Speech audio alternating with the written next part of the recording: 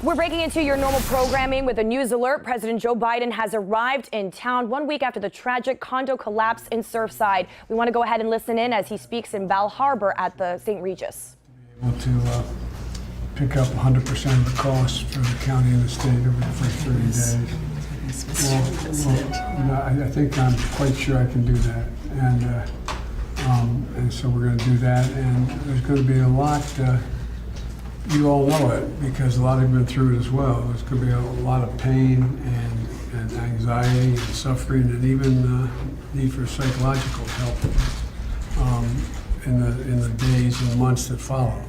And so we're not going anywhere. Thank you, Mr. No, President. for real. But again, I just wanted to, start today if I could, but to get as thorough a briefing as you're able to tell me what you need. And that goes for both the senators and the congresswoman and anyone in Florida, just to pick up the phones and overall, for real. I'm not joking about it.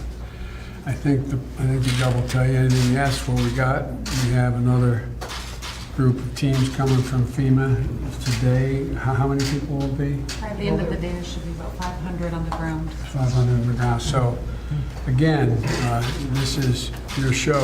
We just want to make sure that whatever you need,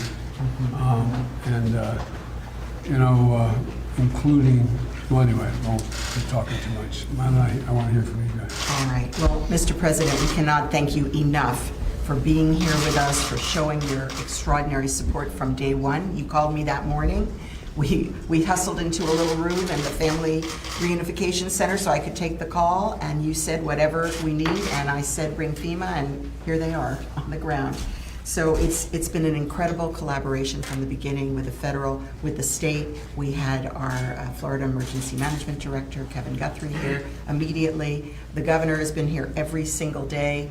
The senators, I believe, the same, and our state and municipal leaders as well. So the collaboration from the elected leadership to the police departments, all the municipals, of course, under the leadership of our incredible Miami-Dade Police Department and Freddie Ramirez, our director, and without a doubt, the fire department and our fire chief, Alan Kaminsky, who has led the effort of these first responders who are in the world's hands. Everybody is praying and watching these incredible men and women as they proceed day after day and literally have to be pulled off the pile, Mr. President.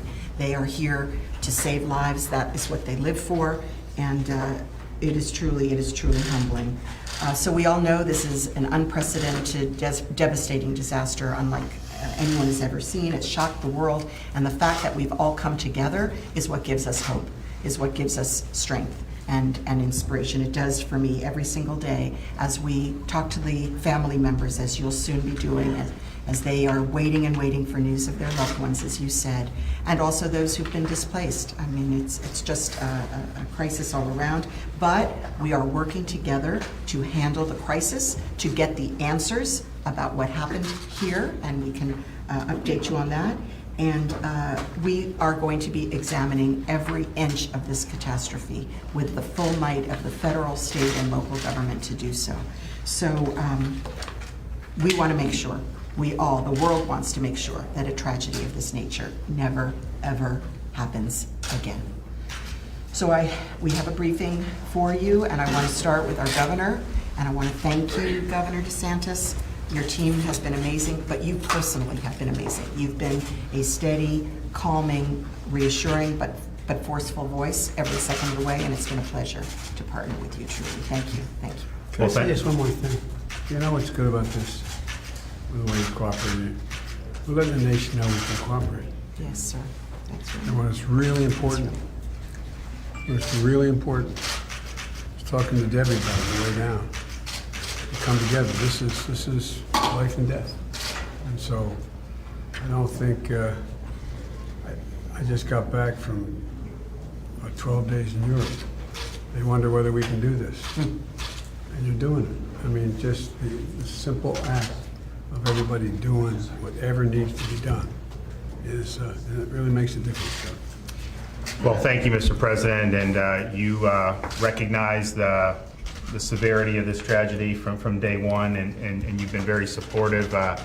we in Florida, you'll drive up and down these coastal roads, you'll see these buildings, and I've driven by that building, probably never thought twice. And then something like this happens, and you recognize in each individual unit, there's an amazing story, and lives have been shattered irrevocably as a result of this.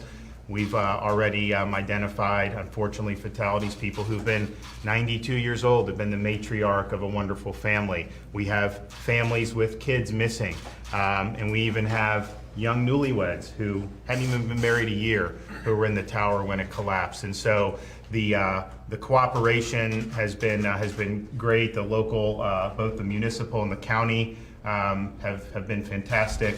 And you guys have not only been supported at the federal level, but we've had no bureaucracy. When we're dealing with FEMA, we're literally getting requests routed from local to state to federal in no time, and the approval's happening. There will be none. Yeah, and so that really, I think is important. And so we've had people. This is the first response in Florida's history outside of a hurricane where all of our urban search and rescue teams were mobilized.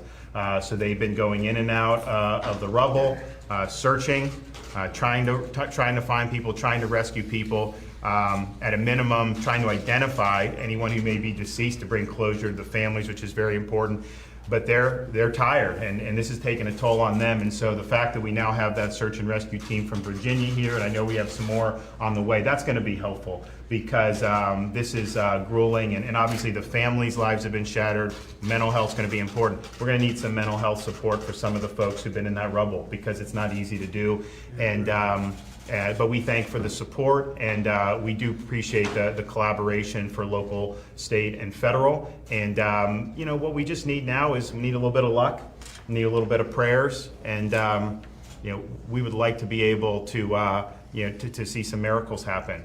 But I can tell you this: we're not going to stop. You know, until we identify everybody and until we do what we need to do. So thank you, Mr. President.